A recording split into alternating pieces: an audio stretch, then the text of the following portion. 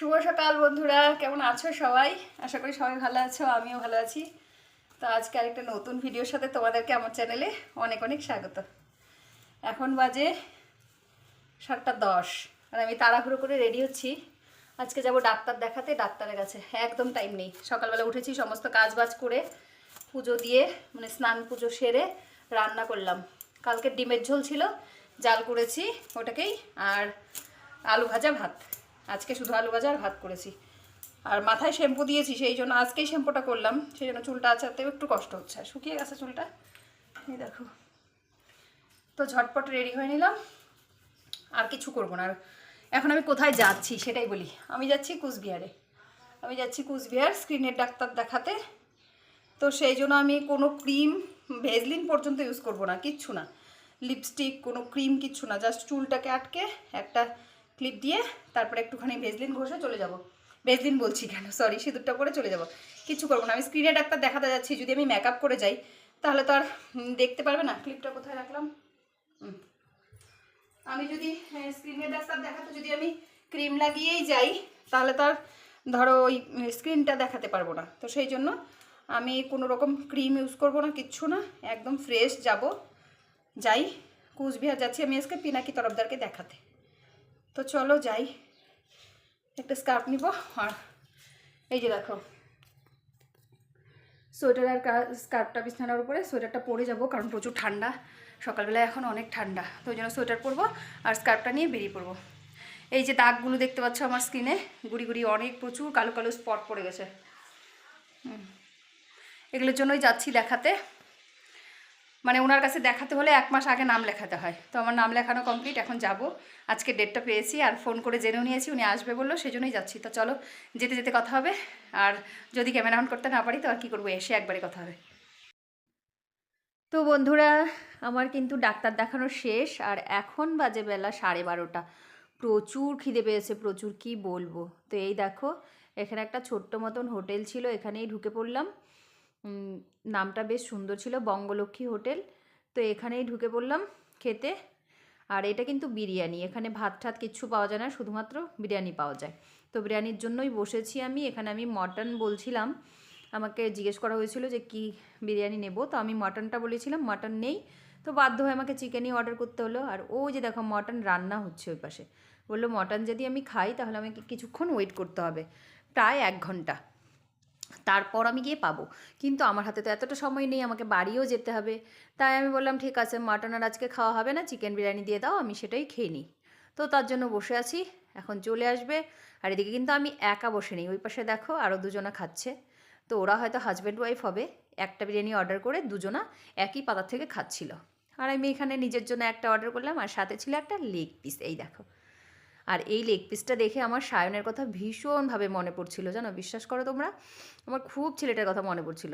আর একটা ধামসা আলু, সেই বিরিয়ানির একটা ধামসা আলু তো দেবেই, আর এর মধ্যে কিন্তু কোনো ডিম ছিল না। তো এটাই খাবো। আর খেতে খেতে সায়নকে একটা ফোনও করে নিয়েছিলাম আমি, যে আমার খুব মনে পড়ছিল ওকে। ও বিরিয়ানি খেতে ভীষণ ভালোবাসে, আর তার সাথে যদি হয় লেগ পিস, তো তার জন্য কি আর করবো, ওকে বললাম যে ওর জন্য পার্সেল করে নিয়ে নিই। ও না বললো না মা, নিয়ে আসতে হবে না, আস্তে আস্তে ঠান্ডা হয়ে যাবে। কারণ আমি এখান থেকে বাড়ি যেতে আমার 3.5 ঘন্টা সময় লাগবে। তো এতটা সময়, 3.5 ঘন্টা প্রায়, ধরো এখান থেকে বাস স্টপ যাবো, তারপর বাস ধরবো, তো 4 ঘন্টা। তো সেই জন্য আর সায়নকে নেওয়া হলো না, সায়নের জন্য নেওয়া হলো না, আর আমি খেয়ে নিলাম।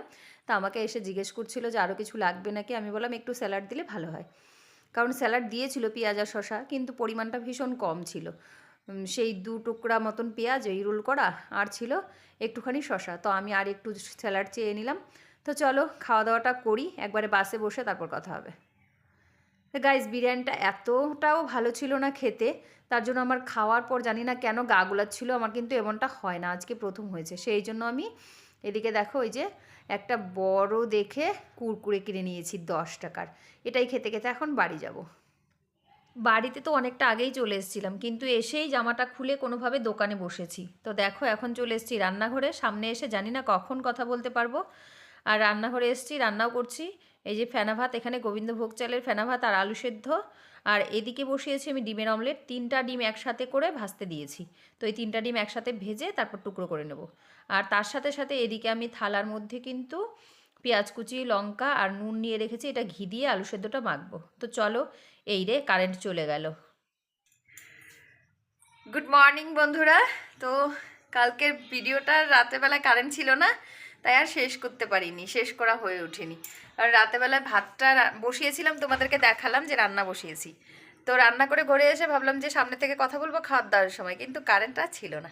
তো কারেন্ট ছিল না বলে আর ক্যামেরা অন করিনি। কালকে কুচবিহার থেকে বাড়ি তো চলে এসেছি, ডাক্তার দেখিয়ে বাড়ি আসছি, কিন্তু কোনো মেডিসিন ডাক্তার দেয়নি। তারও ভেতর দিকে গিয়ে কথা বলি। বাইরে ভীষণ পাখি চিকচিক করছিল, এই জন্য ঘরে চলে আসলাম। আর এখন স্নান করে চলে আসছি, বাসি কাজ বাজ সমস্ত কিছু শেষ, স্নান পুজো সব শেষ, এখন শুধু রান্না বাকি, রান্না করব। আর কালকে কুচবিহার থেকে এসেছি, কোনো কিন্তু মেডিসিন দেয়নি। ডাক্তার দেখিয়েছি, আমি কুচবিহার গেছিলাম স্ক্রিনের ডাক্তার দেখাতে। তো স্ক্রিনের ডাক্তার দেখানো হয়ে গেছে, সমস্ত কিছু শেষ, কিন্তু মেডিসিন দেয়নি। কালকে আমার চারটা সিরিজ এত বড় বড় রক্ত নিয়েছে। এই যে এখান থেকে, এই দেখো কালো হয়ে আছে ফুলে, ঠিক এখান থেকে হাতের এই জায়গাটা কালো নীল হয়ে আছে। কালো না ঠিক ক্যামেরায় বোঝা যাচ্ছে না, নীল হয়ে আছে, এই দেখো। তো এখান থেকে 4 সিরিজ, এরকম বড় বড় 4 সিরিজ ব্লাড নিয়েছে আমার। ওটা দিয়ে থাইরয়েড টেস্ট আরও কী কী বললো, অনেক কিছু টেস্ট লিখেছিল। আর যা যা টেস্ট বলেছে আমি সমস্ত কিছু করে এসেছি কালকে। রিপোর্টটা দেয়নি, রিপোর্ট দেবে কালকে 4টার পরে। তো 4টার পরে রিপোর্ট নিয়ে আমি কখন দেখাবো, সেই জন্য আর কালকে দেখানো হয়নি। আমি স্যারের সাথে কথা বললাম, মানে ডাক্তারবাবুর সাথে কথা বলছি, যে আমি 5 তারিখে 5ই ফেব্রুয়ারিতে আবার আমি ডাক্তারটা দেখাবো, সেই দিন আমি রিপোর্টগুলো দেখাবো। সেই জন্য চলে এসেছি বাড়িতে। কোনো মেডিসিন তো দিলই না। বাড়িতে আসার পর সায়ন আমাকে বলছে, মা ব্যাগে কি ওষুধ দিয়েছে ডাক্তার? দেখি, ব্যাগটা খুলে দেখে, কোনো নেই, যা যা খাবার জিনিস কিনেছিলাম তাই আছে। তো বলছে কেমন ডাক্তার দেখালাম, আর মেডিসিনই দেয়নি। তো বলো তো কেমন ডাক্তার দেখালাম যে কপালে ওষুধই জুটলো না। তো এই এবার 5 তারিখে যাবো, 5 তারিখে আবার ডাক্তার ওষুধ দেবে আর কি, টেস্টগুলো সব দেখাবো, তারপর গিয়ে মেডিসিন কি লেখে সেটা নিয়ে আসবো। এই যে দেখো স্পটগুলো পুরো বোঝা যাচ্ছে, কিন্তু এই যে দেখতে পাচ্ছ, এইগুলোর জন্যই ডাক্তারটা দেখানো। তো চলো আজকে এই ব্লগটাকে এখানেই শেষ করছি। সবাই ভালো থেকো, সুস্থ থেকো। দেখা হবে আজকেই আরেকটা নতুন ব্লগ শুরু করব একটু পরে, ওটা কালকে পোস্ট করব সেটাতে। আর 5 তারিখে আবার ডাক্তার কি বলে না বলে পুরোটাই তোমাদেরকে দেখাবো, শেয়ার করব। ডাক্তারের পারমিশন নিয়ে যদি হয়, ডাক্তারের চেম্বারের ভেতরে ভিডিও করার অ্যালাউ থাকে, তাহলে সেটাও করব। ততক্ষণ ভালো থেকো, সুস্থ থেকো, টাটা।